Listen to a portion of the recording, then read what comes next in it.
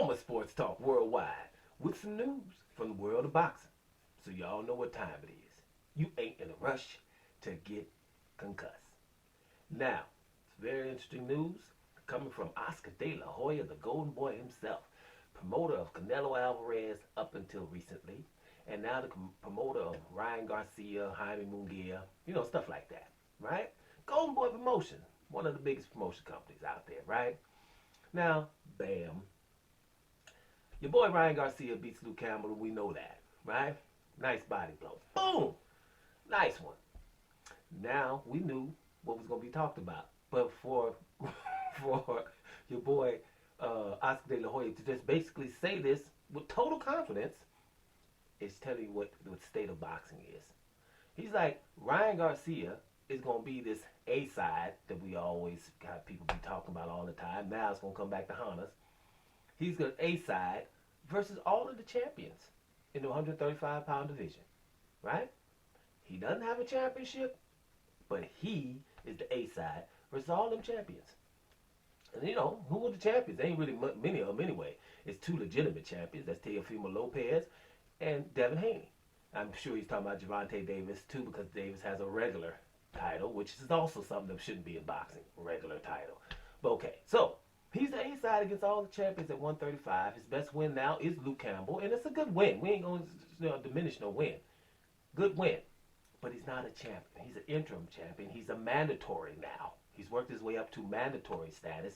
Mandatories normally, right? That's why if you push up on Devin Haney, it shouldn't be the laws of boxing to come in and say, hey, a mandatory is allotted this amount. I don't care how many people you got on social media following you, the mandatory gets this. But it's not going to happen. For him to say that, and he's just simply a mandatory, is telling you where we are. And it comes back to bite you. Because, see, what we do is we're all, in boxing, talking about things other than the merits in the ring. And I will, for the last few weeks, I just sit back, I'm looking at it like, wow, man, the way we're doing a number one pound for pound guy who's been undisputed before. Like I keep saying, there's nothing bigger in boxing you can achieve. I'm number one pound for pound, and I've been undisputed, and I'm going for undisputed again. And another fighter who just had more pay-per-views than me is the A-side over me. Right? I'm going to my third division trying to be undisputed. This guy's in one division. He ain't never been undisputed, but he's the A-side over me because he's had more pay-per-views, and not even the millions. Got 300,000, 350,000 pay-per-views a time or two, and he's over a number one pound for pound and an undisputed guy. That's how, so that's what we get. I'm talking about Terrence Crawford and Errol Spence. Errol Spence shouldn't be an A-side over no damn Terrence Crawford. But that's the way boxing is. But he shouldn't be. Because when you reach number one pound for pound, that's it. That should be like, okay, everybody, you need me. Because I'm the one that boxing is saying is the very best right now. Right? Now, we got these Canelo and stuff. Canelo, anybody saying Canelo's number one is trying to ignore the obvious. There's no people around Terrence Crawford that he don't want to fight. Canelo with his Andre Charlo problems for 6 years and all of that, and you ain't gonna never fight him and all of that. You shouldn't be number one by anybody who pays attention to boxing. But basically, Terrence Crawford, ESPN, is number one. And for those who say, well, but Canelo is, number one on some websites or whatever, right? But Terrence Crawford has been in the number one conversation for a while. Even though the time Lomachenko was number one, people really knew it was Terrence Crawford because Lomachenko was like, it's suicide to fight him. So when we're sitting back and letting Errol Spence be A-side over somebody that accomplished, right, because he hasn't done it in the welterweight, because welterweights ain't trying to fight him, then, yeah, a guy like this guy, there's something also that had nothing to do with boxing, really. I got a whole bunch of Instagram followers, so I'm popular. So we're talking popularity, pay-per-view buys, popularity, and Twitter followers and Instagram followers, popularity. Ryan Garcia is probably more popular than some of those guys, the other lightweights. It doesn't seem that way because he's not making more money than Devin Haney or Gervonta Davis, right? Or Teofimo Lopez either. But he's more popular, so that's why he would get away with the A-side. Bottom line is, that is the politics of boxing. So what really needs to happen is they need to have an arbitrary, some kind of other system or arbitrary company or something that comes in and just says, okay, we don't give a damn about none of y'all. Here are the rules. Please abide by the rules. Here we're gonna have one champion, and everybody gets a damn number or a seed like tennis, and then they have to fight each other. We make it to semifinals, and we have to see finals because I'm gonna do a video soon about how much boxing is and lately has disappointed me because basically most of the time fights that I want to see I don't really never see. I have to do with other fights. I noticed that. It's been a lot of them.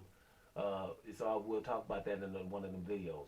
But you can't really see the fights you want to see because there's always something in the way of it. There's always. And then there's an argument. We got two sides, and as soon as it gets started, people are starting to talk about a side, and without accomplishing things more than the other guy.